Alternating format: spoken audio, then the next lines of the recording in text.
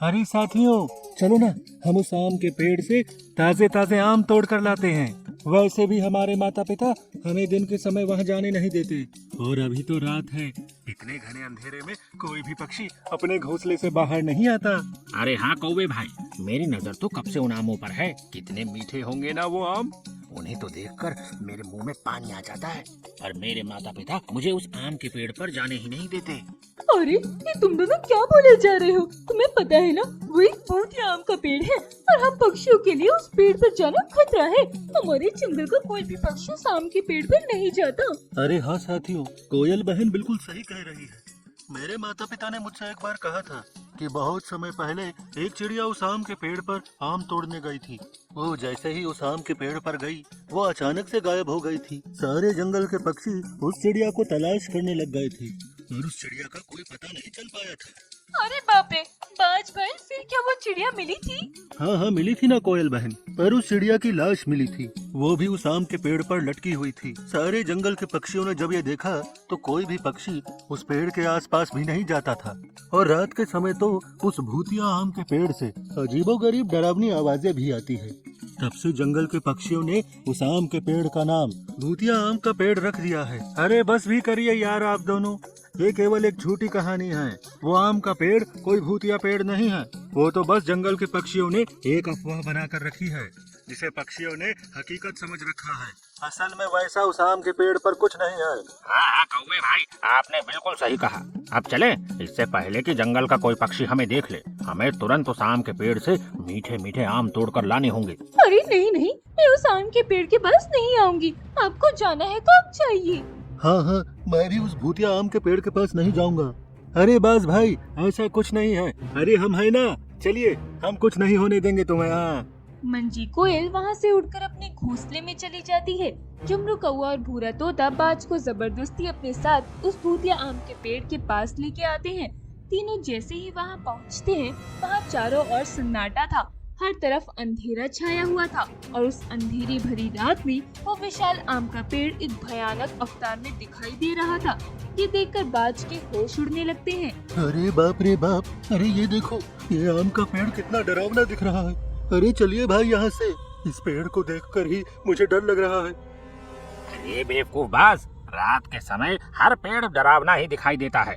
वो सब छोड़ और ये मीठे मीठे आमों को देख। अरे क्या बड़े बड़े आम हैं। चलो साथियों, अब आम तोड़ते हैं। ये कहाँ फंस गया मैं?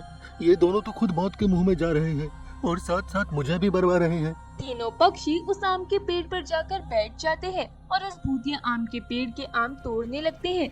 बाज जैसे ही एक आम को अपनी चोंच में लेता है, वो आम उसकी चोंच से अपने आप हवा में उड़कर उसी जगह पर जाकर लटक जाता है जहाँ से वो बाज ने उस आम को तोड़ा था। ये देखकर तीनों के होश उड़ जाते हैं। अरे ये कैसे हो गया? इस आम को तो मैंने खुद तोड़ा था, फिर ये आम अपने आप कैसे उस डाली पर जाकर चिपक गया? अरे ये कौन हंस रहा है भाई? तीनों पक्षी उस पेड़ के हंसने की आवाज सुनकर दंग रह जाते हैं और तीनों अपने दाएं बाएं नजरें घुमाते हैं। इधर उधर कहाँ देख रहे हो पक्षियों? मैं इसी पेड़ से बोल रहा हूँ जिस पेड़ पर तुम बैठे हो। पेड़ भी बातें करते हैं। अरे मुझे तो कुछ गड़बड़ लग रही है। हमें तुरंत यहाँ से उड़ जाना चाहिए। तीनों मिलकर उड़ने लगते हैं, पर वो उस भूतिया आम के पेड़ पर ऐसे चिपक गए थे जैसे किसी ने उन्हें पेड़ पर गोंद से चिपका दिया हो। अरे बाप रे, हम तो इस पेड़ पर चिपक गए। हम तो उड़ भी नहीं पा रहे हैं। तुम तीनों अब कभी इस पेड़ से उड़ नहीं पाओगे। तुम तीनों ने यहाँ आकर बहुत बड़ी गलती कर दी है। अब मैं तुम तीनों को खा जाऊंगा। तभी वो भूतिया आम का पेड़ उस जाली को उल्टा कर देते हैं जिस जाली पर वो तीनों पक्षी बैठे हुए थे। तीनों पक्षी उस जाली पर उल्टे लटक जाते हैं। अरे बाप रे, ये जंगल उल्टा कैसे हो गया? अरे बेवकूफ, ये जंगल उल्टा नहीं हुआ, हम उस डाली पर उल्टे लटक गए हैं। तो बताओ पक्षियों, पहले किसे मारूं? अरे पेड़ दादा, हम तीनों को छोड़ दो। हम इस जन्म में तो क्या, किसी भी जन्म में इस पेड़ पर नहीं आएंगे। हाँ। तभी वो भूतिया पेड़ अपनी 3 डालियों से उन तीनों पक्षियों की खूब पिटाई करता है। तीनों जोर जोर से रोने लगते हैं, दर्द के मारे चिल्लाने लगते हैं। अरे बाप रे, अरे बचाओ रे, कोई है क्या? और यहाँ आम तोड़ने बहुत मजे से कह रहा था ना तू कि ऐसा कुछ नहीं होता। देखा अब ये क्या हो रहा है? अरे बाप, अरे पेड़ दादा, अरे इतना क्यों मार रहे हो? तुम तीनों की हिम्मत कैसे हुई मेरे आम को तोड़ने की? अब देखो मैं तुम तीनों को कैसे जम के तोड़ता हूँ। भूतिया आम का पेड़ उन तीनों पक्षियों की रात भर अच्छे से धुलाई करता है। अगले दिन सवेरे वो तीनों पक्षी जख्मी अवस्था में उसी पेड़ पर उल्टे लटके हुए थे। जब सारे जंगल के पक्षी ये नजारा देखते हैं तो सबके होश उड़ जाते हैं। अरे बाप रे, अरे पुत्र, ये तुम्हें क्या हो गया है? तुम इस भूतिया आम के पेड़ पर कैसे लटक गए? अरे पिताजी, अरे मत पूछिए। अरे इस पेड़ ने रात भर हम तीनों की धुलाई करके हम तीनों के शरीर का रंग ही बदल दिया है। अरे कहाँ कहाँ मारा है? अरे हमें बचा लो, अरे पक्षियों हमें बचा लो। पक्षियों, हमें कैसे भी करके इन तीनों को इस पेड़ से निकालना होगा। मैंने पहले ही कहा था इन्हें कि इस भूतिया आम के पेड़ पर मत जाओ, और इन्होंने मेरी एक नहीं सुनी। पहले ही इस पेड़ की वजह से हमारे जंगल में कितने पक्षियों की जान गई है। अब ये तीनों ने बेवकूफी करके इस पेड़ को अपनी बड़ी चलाने का मौका दे दिया। अरे बातें बाद में कर लेना, पहले हमें इस पेड़ से अलग कर दो। अगर ये पेड़ फिर से जाग गया ना तो हमारा ये पेड़ क्या हाल करेगा ये हम भी नहीं जानते।